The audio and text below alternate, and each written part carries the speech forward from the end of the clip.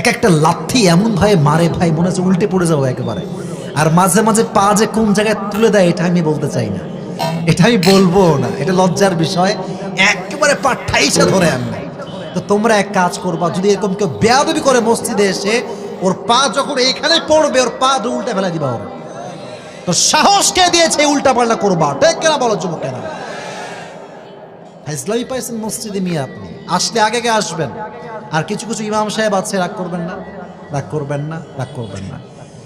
যিনি একটু এলাকার প্রভাবিত মানুষ, নেতা মানুষ, তার জন্য আগেই জায়নামাজ ফাঁকা। যখন কেউ বসতে চায় বলে না না এখানে বসবেন না, এখানে নেতা সাহেব আসবে। ঘরের আন্ডার নেতা নিয়ে, কিসের নেতা ওইটা? যে নেতা নামাজে আগে আসতে পারে না সে কোন নেতা হওয়ারই যোগ্যতা রাখে না। ঠিক কিনা বল? জায়গা রাখতে আপনাকে কে বলেছে? বাদ দেন ওই জায়গা। আল্লাহর ঘরে যে আসবে সেই আগে জায়গা পাবে।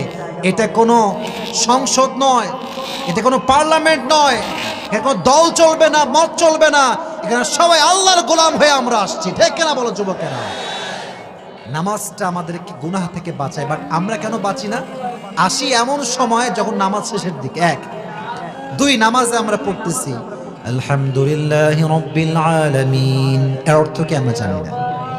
আর রহমানির রহিম অর্থ জানি না। প্রায় সূরা আমরা পড়ছি, we don't have any idea about the meaning of this আয়াহ।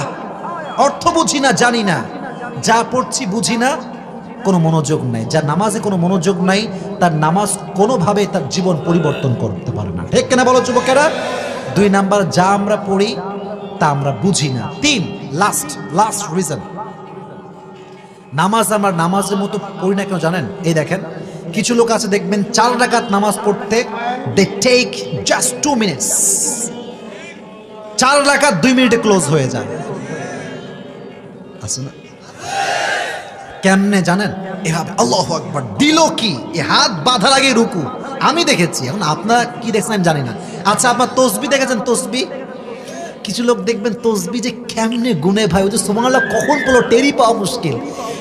100টা দানা পড়তে তো কমপক্ষে 100 সেকেন্ড নিম্ন লাগবে। কথা ঠিক আছে না? বলো বলো। 100 সেকেন্ড, ये तो बहुत दूर की बात है यार। 1 মিনিট 30 সেকেন্ডও লাগে না, শেষ। আর কিছু লোক দোয়া করবে, আছে না আছে না আছে না? নামাজ পড়ে 4 মিনিটের নামাজ 1 মিনিটে ক্লোজ।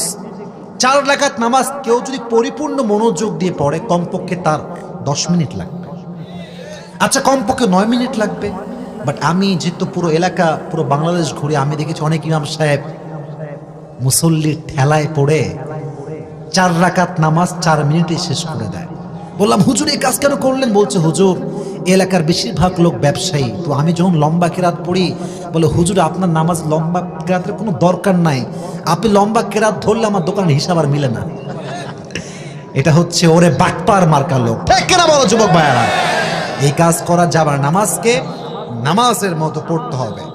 এখন নামাজটা কি বাসায় পড়বেন না জামাতে পড়বেন?